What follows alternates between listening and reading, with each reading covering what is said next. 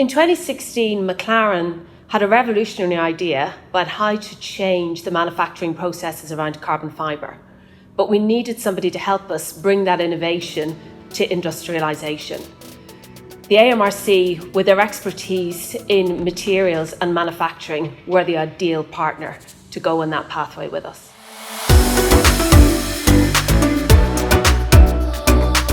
Critical to our decision to partner with the AMRC was the de-risking of innovation that it offered.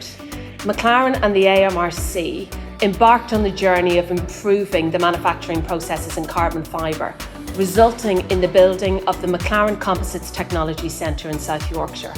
From the NCTC, we produce the McLaren carbon fibre chassis, which now forms the very heart of the new Artura car, which sets up the brand new McLaren hybrid platform for the future.